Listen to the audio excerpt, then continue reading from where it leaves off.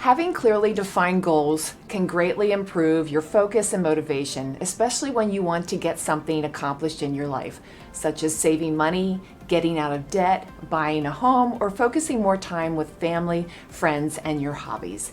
It's easier to stay focused and motivated when you know what you are working towards rather than feeling lost or unsure of your direction. But how do you do this?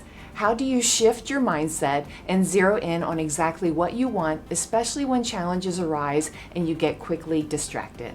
Colleague and friend Willdietz is joining us in the studio today to share his firsthand experiences and strategies on how to stay focused so that you can get what you want in life. So welcome to the studio, Will. Thanks, Wanda. Yeah. Before we jump into your story that you're sharing with us today, because it's a powerful journey, tell our audience a little bit about what you do at Phoenix Contact. Okay. Well, my name is Willdietz, and as you know, and I've been a Phoenix Contact employee for about 15 years. I started off in the technical services department and then moved over to product development, where I managed the 0 to Ethernet gateways for probably about past 5 to 7 years or so. That's awesome. That's Thank you. awesome. And that's a great journey, 15 years at Phoenix Contact. So that's really commendable. Thank you. Yeah. So every year we start out thinking about like a new year, new things we want to focus on. Some people call them resolutions, but this year with the wellness tour, we've really tried to change that focus and get people to focus on like, what do you want to rock in life? What do you want to accomplish? And how can we help get you to that point? So your journey started about 3 or 4 years ago with you changing what you wanted to focus on. Share a little bit with us on how that got started. Yeah, I wouldn't say it's like a light switch, like it didn't all of a sudden happen. It's been some gradual changes throughout my life.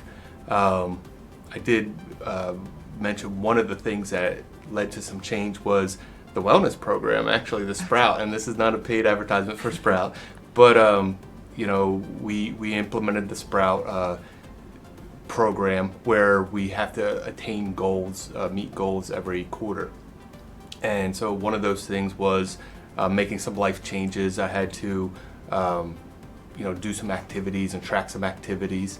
So that started one aspect of it, and it was some gradual changes that came along with that. As you start to organize one section of your life, one part of your life, you tend to put other parts that you notice, this one's not as in order as much as I would like. So today, this goal for this year for me is financial, is to become debt-free this year, and that's been a real focus for me the past few months. Yeah, and that's tremendous because that's a really big focus for a lot of people, and something that we can connect with our audience today because anyone who has ever experienced some type of financial setback or burden, it's a very heavy weight. And it can lay on you, and kind of like that weight, so to speak. But it also can be very distracting and keeps you from accomplishing other things or focusing on other things that you want to get done in life. Like you're focusing on nutrition, focusing on healthy eating habits, focusing on other things like getting out and exercising and things like that. So have you experienced that? Yeah, absolutely, and that's something you don't realize until you start to make progress in that way. Having payments every month that your paycheck comes in and it's promised to somebody else, that, like I said, it's been a realization over the past year or two, how much of my money has been already promised before I ever bring it home to someone else, and I wanted to change that. Like I want to have that freedom that that no payments can give me. So whenever you have payments in your life, you're correct that it's a weight on you, and you don't even realize it. You're already promised to pay someone a certain amount every month, and trying to get out of that. In fact, I'm very close to being out of that completely, and you just start to feel this weight being lifted from you, and you really. You don't have that anymore, and you don't have the concerns. We have inflation that everyone's worried about, and cost of living, and then economic uncertainty, and just having no payments brings a lot of freedom, and it takes the weight off of you. You're not worried about how am I going to make this payment, or where am I gonna get this money from to do that. It's really freed me this past few months, and like I said, I can see the light at the end of the tunnel, and I'm pretty excited to be out of debt. Good for you. I think the one thing that we need to focus on that you're saying within your message there is, it takes time. When we've maybe experienced a lot of debt, or we're under paying off a car or a home or things like that, it takes time. But we live in what I like to call such a fast food world, where we want everything fixed today. We want it fixed tomorrow, and then when it's not, we get frustrated, and then we have those setbacks. And that's why we like to avoid the term resolutions, because by January 31st, almost 60% of people forget, or they stop doing what they wanted to do in the first place. And then they're back in that cycle of not getting things accomplished. So what did you do when you started your journey to realize, like, okay, this might take me some time to do this? What did you have to change? Well, first is I had to find a plan that worked for me. And so it took me a little while to find a plan and then to buy into that plan, right? Because there's a lot of get rich quick or, type of programs out there. And like you said, we live in like a microwave society, and this is not something that is going to happen overnight. It's going to take time, like a slow cooker, right? Yeah. So it's going to take time to make a good meal that you're going to eat. It's going to take time to get out of debt. And the biggest thing was having a plan, finding that plan, committing to the plan, and then it allows you to like laser focus and accomplish something. And like I said, having that plan was a big part. And then once I committed to it, now I'm very focused on it. Now, like you said, there's some setbacks, right? Or, sometimes you're like, well, should I just buy this or should I just do this? But when you're already on the plan, that helps a lot. Having someone that you're accountable to. Actually, I have a couple of friends that I talk about with, and we encourage each other, is like, hey, this is what I paid off this month, and this is how close I am to getting out of debt. And then also a radio program that I really like to listen to that helped me develop the plan. And then there's other stories that encourage you that, hey, it's possible. Getting out of debt and being free of that is such a blessing, and such a weight, a relief. Yeah, and I'm glad you said that, that you have friends that support you. We often bring that into the wellness message, that it's so important to have a buddy or a mentor or a family a friend or relative to ask them, like, I want to accomplish this. Can you help support me? Help give me that support that I need, because it's so important that we're accountable, that somebody either holds us accountable or we can go to them and say, okay, this is how I'm feeling. And that's the other thing, because mental health really plays a huge part in the financial piece, which I'm sure you discovered that along the way when trying to, kind of deal with all that. So reaching out, the one thing that I do like to promote with Phoenix Contact is the Lyra Mental Health program, because there's coaches that you can get connected to and therapists and things like that. So thank you for mentioning that, because that really does play a big part in getting accomplished. There's ruts along the way. So how did you get through those moments where you were just like, I don't know if I can do this, or do I give up now and throw caution to the wind, so to speak? So. Yeah, no, I understand. And to be honest, it wasn't, I wouldn't say ruts. I'd say there's times I move faster and sometimes I move slower. Okay. But once I got on the plan and committed to it, it's like set and forget. It was a way of life. Like I've changed who I am, right? Like I'm not someone who's going to buy a car on debt. I'm not someone who uses a credit card and maxes it out. It's just a change. So in reality, there weren't a lot of setbacks. Staying motivated is probably one of the most difficult, because you're like, well, I just need to do this one thing. And you do have to reward yourself. Set some goals, reward yourself along the way. That's one way that'll help. But like I said, just having people to talk to encourage, and keep moving forward. like I said, once you get started and you see that momentum, it builds it on itself and just get more and more excited towards the end. Good. Good. And you mentioned that you listened to, you followed up, you picked a plan that was right for you, and then you listened to some other things along the way. So can you describe some of the steps that you learned in the plan that you selected? Yeah, and that's a really good point. Was once I had the plan, it helped me focus because I was kind of doing everything all at once. Yeah. You know, I was trying to invest and trying to pay off debt and just living a normal life, right? Yeah. Where this plan was to first is get $1,000 as a emergency fund, and that helps you. If you think about it, most emergencies, true emergencies, are less than $1,000. So that really helped with that. And then the next step is to pay off all of your consumer debt, and that's where I'm at right now. Is trying to pay off consumer debt to where I don't have anything left.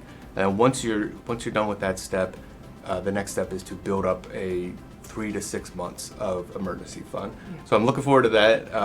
Once I get these steps, everything is going to start to roll pretty fast, and then I can get it back to investing, and I can look forward to attaining some more goals, some bigger goals Yeah. with this, and investing more aggressively once I'm completely out of debt. So, those are a few of the steps, and like I said, that plan just helped me laser focus on some goals, and you can see progress when you do it that way, rather than try to do everything at once. You really just don't feel the progress. Yeah, and we call those, we refer to those goals as SMART goals because they really are smart. It's taking the whole picture and it's breaking it down into a plan that you set forth. So really smart of you to focus on the emergency fund piece first, which was, it's attainable. You can say, okay, I want to save $1,000. And give yourself some time, but have a deadline to that time and say, okay, I want to save $1,000 by the end of this year, and then you are able to obtain that. It's something you accomplish, you check it off the list, and then you move on to the next plan. And that's what SMART goals is all about, is making sure that one, it works for you, so that you still can continue to live and have money for other things, and yet you're still accomplishing and getting that debt paid off. So that's well done. So taking a step back, and sharing your journey, what was that one thing that triggered you to say, I need to start working on this now? I know you shared about the Sprout Wellness app and how that helped you set goals, but was there something more? Was there something else? Yeah, like I said, it's hard to say that there's one thing. I feel like there's a conglomeration of things, everything like a perfect storm for me. Sprout definitely helped, and then it kind of just shone a light on other parts of my life that needed to be cleaned up. COVID hit, that was a big change. That ended up bringing my spiritual part into my own home. So I wasn't very spiritually active before COVID, and then everything went to Zoom, and I could watch it on the TV from the living room. So I'm like, ooh, okay, I need to focus on this. This is an important part of my life.